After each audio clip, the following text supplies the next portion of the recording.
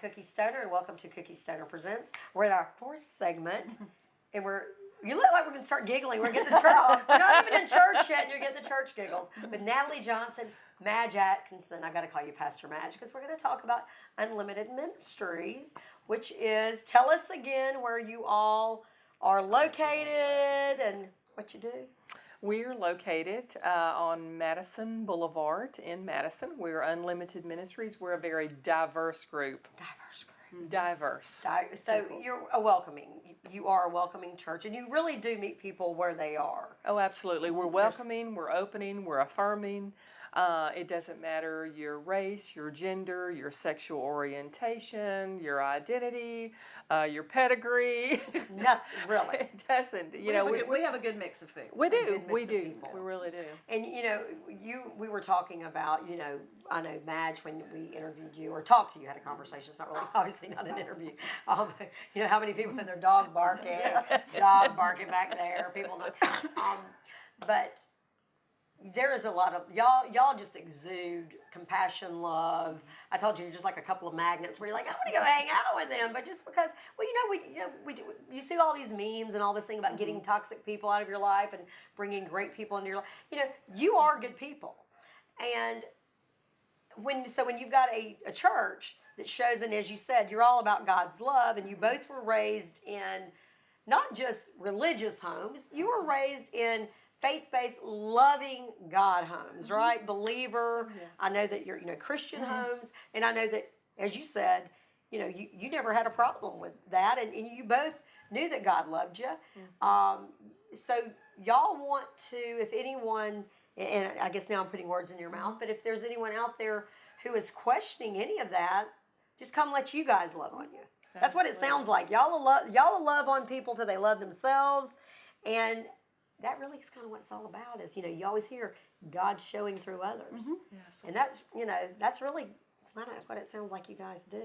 Well, yeah, and like I said in the earlier part, I never actually had the problem with God, but I did have a problem with church and religion, Right. which I always separate the two because to me, religion and church can be more of a problem than a help, and after coming out, I didn't go to church for like 30 years. Never set foot until I had to, and like for a wedding or whatever, I had to for those. Sure. I went once to a baptism, and somehow that turned into blaming the New Orleans flood on Will and Grace, in which I don't ever remember. Oh, my stars! Like somebody actually, the pastor that was actually in worked the that in sermon. there, yeah. Oh, my star! And you're like, okay, really? Okay, really? The one time you go to church in a baptism, I did walk out that time. Oh, who wouldn't? Oh, my stars! But Madge really was, after we got married, wanted to, go to church together. So that was when I finally was like, okay, and we did,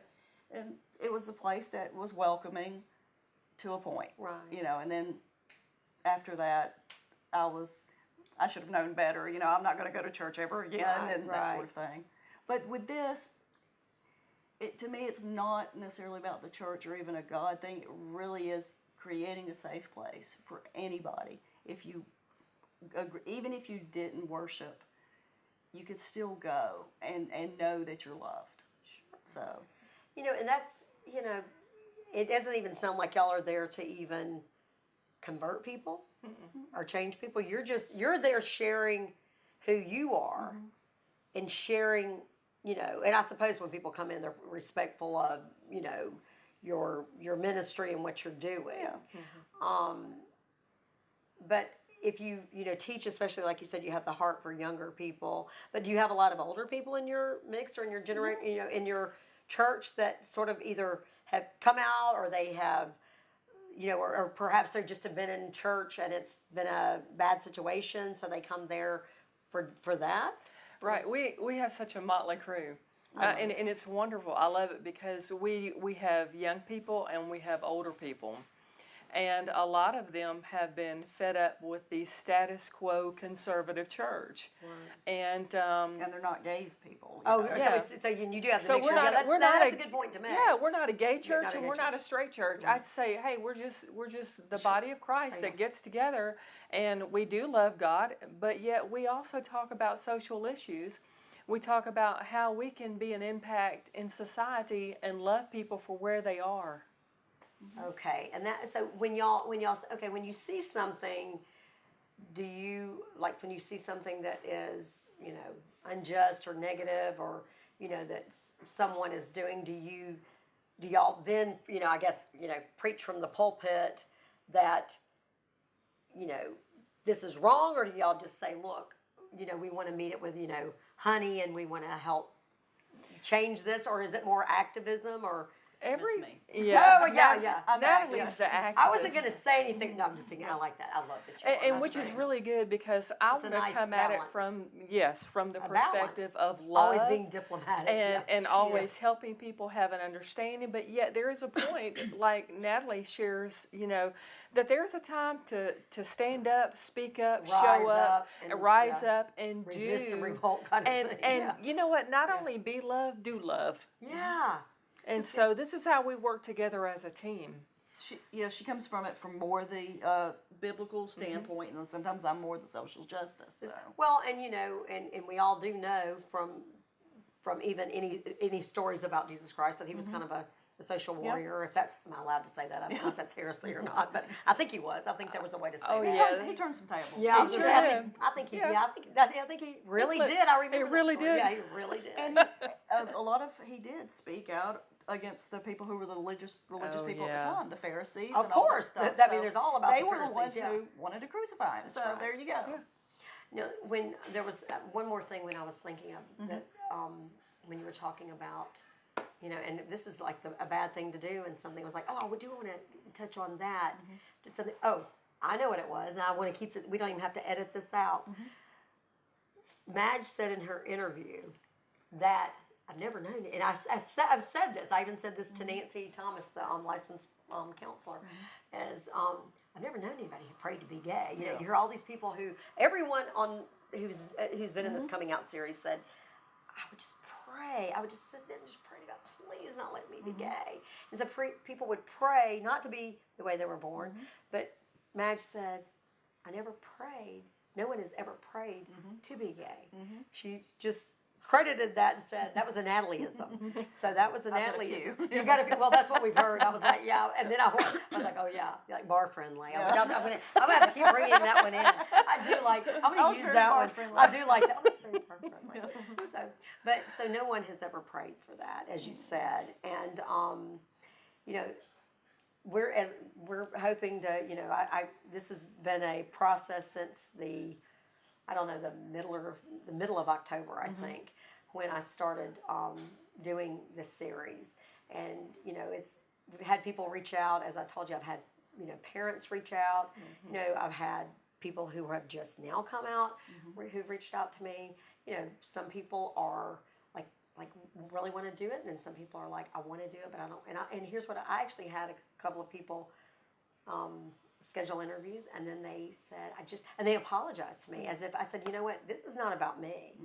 I mean, I can always come up with a subject, or there are many things I want to do, but as long as there are people who want to come and have this conversation, and I think represent this part of humanity so well and so normally. I love to keep saying that, like even saying that to Asher, who the young man in our trans segment is, so normal and, not a freak and not something that's, disgusting, and just, to show just, I do want to show some of the pain, not to sensationalize, but to say, it's been really painful. Can you imagine having such pain about something in your life, and then show the paradox of the love, just the love and the happiness and the brightness when you see people be able to do that. Well, I mean, the suicide rate for especially LGBTQ youth is staggering, and if for nothing else, things like this or Unlimited, it helps to know there's a place to go that people have come through. Well, and we want to be part of that. We want to be part of that resource. Exactly. And even if if you go to our YouTube channel, and we do have people go and subscribe, and you tell people to subscribe and see this series. If you go and see all these different, coming out stories. There are, on even other, shows and other YouTube channels or just people who've done videos. There are a lot of, fun, some make them funny, but, there's still a lot of pain. But the thing about what I have said is, my daughter who, even my own child scheduled one, and she, even though hers is, I can't speak for her, but, she didn't have a bad coming out. I was told her she didn't have a coming out with us. We didn't get that. But, I'm sure she has her own journey with this. But she even was not ready to do it on air. And she's very much, she an actor, and, she's very, done some stand-up, she's done, theater, and so, but she still was not ready to talk about herself about this yet, and I understand that, but, I just want us to be able to be part of just continued part of this whole mix of showing that, but I was telling her that I hope one day you don't have to have coming out, and she said, then she was like, well, yeah, you want to be careful because, but I said, yeah, but it's not that I want people to feel like they can't have their coming out, but I just don't want it to be an issue one day. Like, no one had to come out to be heterosexual. I just love for it to be people who they are. Yeah. So until we get there, we're going to talk about it. And and so as long as people are interested, we will have these types of interviews, we'll have these types of conversation. And everyone has a different story, as you said. Yeah. Some are more painful than others, and some of them are fun, and some of them are, but even though there was some getting here. So, but I thank you both. Can y'all think of anything else that you would like to say, except for, we know we want people to come to Unlimited. And follow your Facebook. Yeah, hit your like your Facebook page, of course, at Unlimited. I typically do a lot of the social media for Unlimited because I'm the behind the scenes person, so.